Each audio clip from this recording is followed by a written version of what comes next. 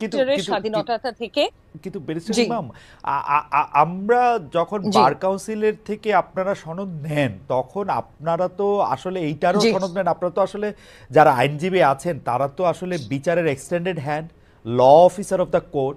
তো আপনারা যদি স্বাধীনভাবে অ্যাবসলিউটলি। কাজ না করতে পারেন, সেই বিচার তো আসলে খুব ভালো হওয়ার সম্ভাবনা মানে মানে কমে যায়। কারণ আসলে আদালতকে তো সাহায্য করেন আইনজীবীরা, এবং তারাও একটা কম্পিটেন্ট হ্যান্ড, মানে অবশ্যই মানে তাদের বাদ দিয়া আমি মানে আপনাদের কাছে একটা বলা তো আসলে একটু কারণ আপনারা এটা খুব ভালো করে জানেন যে আপনাদের সনদটাই এইটা যে আপনারা আসলে আদালতকেই সাহায্য করবেন বিচারটা পাওয়ার জন্য। এখন যদি কোনো কারণে আপনাদের বা জনাব তাজুল ইসলামের গতবারের অবস্থান থেকে যদি এইটা মনে হইতে থাকে যে তিনি আসলে আদালতকে ঠিক সিনসিয়ারলি সাহায্য করবেন না বা পার্শিয়ালি সাহায্য করবেন, এটা যদি মনে হয়, তাহলে এটা একটা সমস্যাজনক কিনা।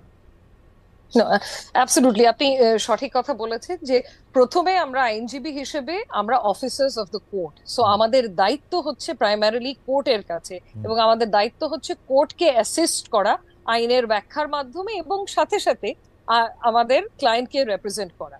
সো ওটা তো আছেই, এবং স্বাধীন একটা বিচার বিভাগ বা স্বাধীন যদি ট্রাইব্যুনাল আমরা চাই, অবশ্যই তার সাথে আহ, স্বাধীন ওয়ার্ডটা থেকে আমি যে ইউজ করব তা না, বাট তার সাথে আমাদের যে ওথটা নেওয়া হয়েছে, আমরা অ্যাডভোকেট যখন হয়েছি, আমাদের যে কোড অফ কন্ডাক্ট আছে, সেটা যে মেনে কাজ করে, সেটা যে মেনে প্র্যাকটিস করে, এমনই কাউকে আমাদের চিফ প্রসিকিউটর হিসেবে দরকার।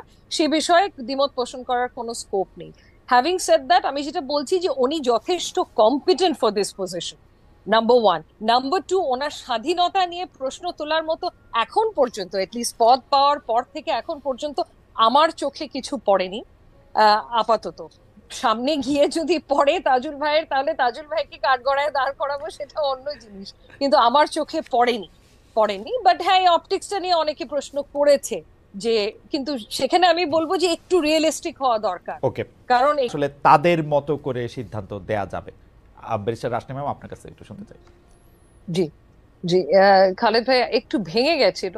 আপনি জিজ্ঞেস করছেন যে আমরা শেষের লাইনটা, যে আমরা কি স্বাধীন বিচার বিভাগ চাই নাকি নাকি মানে মানে এরকম একটা বিচার বিভাগ চাই যে বিচার বিভাগটা আমার পছন্দ মতো রায় দেবে, অর্থাৎ ডক্টর ইউনূস যেটা চাইবেন এটা একটু মনে মনে বুঝে নিয়ে বিচারকরা একটা রায় দিবেন, এরকম একটা বিচার বিভাগ চাই কিনা, বা তাজুল আপনি ভাই যদি। যেটা চাবেন যে সেটা রায় দিবেন কিনা। জি জি, একেবারেই না, আমরা এমন একটা বিচার বিভাগ চাই যেটা পুরোপুরি স্বাধীন। আমরা তো ভুক্তভোগী, গত 15 বছর ধরে আমরা ভুক্তভোগী। যে বিচার বিভাগ যদি স্বাধীন না হয় তাহলে কি হতে পারে, এটার ভুক্তভোগী আমরা সবাই। এবং এটা আমরা চাক্ষুষ দেখেছি যে যদি সরকারের পছন্দ মতো রায় না হয়, যেরকম 16th অ্যামেন্ডমেন্টের রায়, যেটা 16th অ্যামেন্ডমেন্টে যখন হাইকোর্টের রায় হলো, যে বিচারপতি প্রিজাইডিং জাজ ছিল, ওনাকে অ্যাপেলেট ডিভিশনে কখনো এলিভেট করা হয়নি, উনি হাইকোর্টেই রিটায়ার করেছেন। তারপরে আপিল বিভাগে জাস্টিস সুরেন্দ্র কুমার সিনহা যখন 16th অ্যামেন্ডমেন্টের রায়টা দিল, ওনাকে কিভাবে ফোর্স, মানে জোর পূর্বক ওনার পদত্যাগটা করা হলো এবং তারপরে দেশ ছাড়তে বাধ্য হলো, এগুলো তো আমরা সব দেখেছি। এবং এটা আমার মতে একটা স্বাধীন বিচার বিভাগ। জি মানে জি ব্যারিস্টার ইমাম, আপনি এখন জি, পর্যন্ত যে হ্যালো, নিয়োগগুলি, হ্যাঁ জি ব্যারিস্টার ইমাম, এই পর্যন্ত এখন পর্যন্ত যে নিয়োগগুলো হয়েছে, রাইট রাইট, সেটা দেখে আপনার কাছে কি জি মনে হচ্ছে যে এই জি সরকার কি জি, আমার করে, তাহলে হয়তো দ্রুত অ্যাপয়েন্টমেন্ট ছাড়া আর কোনো উপায় ছিল না। কিন্তু হ্যাভিং সেড দ্যাট, আমার জানা মতে কিন্তু খসড়া বিধিমালা অলরেডি তৈরি করা হয়েছে, যে বিচারক কিভাবে নিয়োগ দেয়া হবে, এই প্রসিজারটা লে ডাউন করে। তো এটা যত তাড়াতাড়ি ফাইনালাইজ করে আমাদের সবার সামনে চলে আসবে, তত তাড়াতাড়ি অ্যাপয়েন্টমেন্টের ক্ষেত্রে একটা ট্রান্সপারেন্সি থাকবে, যেটা অত্যন্ত জরুরি, আমার অত্যন্ত জরুরি। কারণ আমি মানে আমি আমি বিচারক নিয়োগের খসড়া জি বিধিমালা প্রসঙ্গে বলতে চাই যে 1999 সালে আমার লেখা প্রথম যে লিড স্টোরিতে আমার নাম ছিল, সেইটাও বিচারকদের নিয়োগের পালন বিধি নিয়েছিল। মানে ওই বিধি খসড়া হয়ে আসতেছে গত 26 বছর ধরে, আরও 26 বছর ধরেও এটা নিশ্চয়ই হতে পারবে যদি না সরকারের এটা সদিচ্ছা না থাকে। তাহলে আপনি বলতেছেন যে কিছু তাড়াহুড়ায় কিছু নিয়োগ হয়তো তড়িঘড়ি করে টাইমের প্রয়োজনে দিতে হয়েছে, কিন্তু আমি যদি প্রশ্নটা আরেকটু অন্যরকমভাবে বা অন্য পার্সপেক্টিভ থেকে করি, যে গত 15 বছরে গুম খুন সহ বিভিন্ন অপকর্মের বিচার করার কথা বর্তমান সরকার বলছে, আবার আওয়ামী লীগ সরকারের পতন 5 আগস্ট হয়েছে, বর্তমান সরকার দায়মুক্তি দিয়েছে 8 আগস্ট পর্যন্ত। তো জি এইটা এই যে দায়মুক্তি সংস্কৃতিটা এটা পরবর্তী সময় বিচার বিভাগকে প্রভাবিত করবে কিনা, মানে সমস্তটা মিলেই তো সিস্টেম। আপনার কাছেও একটু শুনতে চাই, আপনার মন্তব্যের পরে আমি একটু জনাব তাজুল ইসলামের কাছে একই ব্যাপারটা একটু শুনতে চাইবো। ব্যারিস্টার রাশনা ইমাম।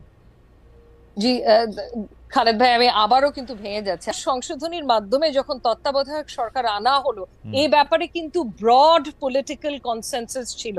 পুরো দেশের সবাই, প্রত্যেকটা রাজনৈতিক দল থেকে শুরু করে সবাই এটা চাচ্ছিল।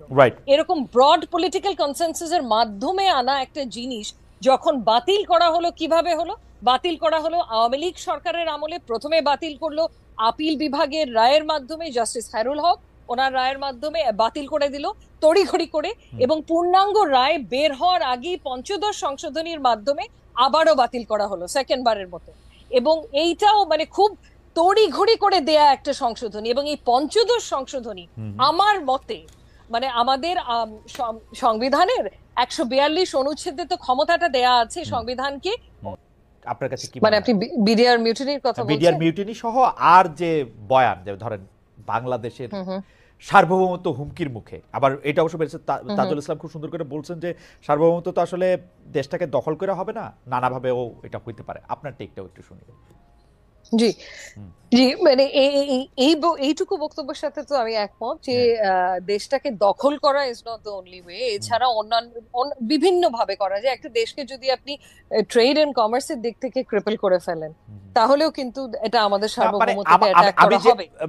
ব্যারিস্টার ইমাম, আমি যেটা জানতে চাইছিলাম যে আমরা এই কথাগুলি বলার সময় ফ্যাক্টস এন্ড ফিগার দেখে, স্ট্যাটিস্টিক্স দেখে আমরা বলতেছি কিনা গত 15 বছরের ট্রেড এন্ড কমার্স, তার আগে কারণ আমরা কিন্তু বরাবরই দেখেছি, যেমন ধরেন বিএনপি ভারতে গ্যাস পুরো একটা মানে বিবিয়ানার গ্যাস পুরোটাই রপ্তানি করে দিতে চেয়েছিল। ভারতকে তো আমরা যে সরকারি ক্ষমতায় আসুক তার আসলে এক ধরনের সুবিধা করতেই দেখি। তার সাথে তো একটা ইন্ডিয়া সাথে শেখ হাসিনা হয়তো বেশি করছে, কিন্তু আমরা তো হিস্টোরিক ভাবে তাই দেখি আসলে। মানে এটা আমরা কেন এটা বলবো না, মানে এখানে আমি একটা কথা বলি খালেদ ভাই, সেটা হচ্ছে গিয়ে আমরা তো এই গ্লোবালাইজেশনের যুগে বাংলাদেশ তো আইসোলেটেড ভাবে এক্সিস্ট করতে পারে না। সো ভারত আমাদের শক্তিশালী প্রতিবেশী, এবং নানাভাবে ভারতের সাথে আমাদের সম্পর্ক আজকের না, সেটা হিস্টোরিক্যালি বলেন, কালচারালি বলেন, ভাষাগতভাবে বলেন, ট্রেড এন্ড কমার্স বলেন, প্রত্যেকটা বর্ডার শেয়ারিং তো আমি বাদই দিলাম, আচ্ছা, প্রত্যেকটা ভাবে কিন্তু ইন্টেগ্রালি কানেক্টেড এই দুটো দেশ। সো আমাদের ভারতকে যেরকম প্রয়োজন, ভারতেরও আমাদেরকে সেরকমই প্রয়োজন। সো আমাদের অ্যাটিটিউডটা রাইট নাও হওয়া উচিত একটা সুসম্পর্ক গড়ে তোলার, কাদা ছোড়াছড়ি না করে, মানে পেছনের দিকে না তাকিয়ে সামনের দিকে তাকানো উচিত। কোন ধরনের দিলেন যে ওনাদের সাথে মিডিয়া থেকে যে ডিসইনফরমেশন ক্যাম্পেইন, সরকারের সাথে ভারতের সেই ক্যাম্পেইনের কোনো সম্পৃক্ততা নেই। আচ্ছা, হয়তো আমরা এটা বিশ্বাস করি না, এবং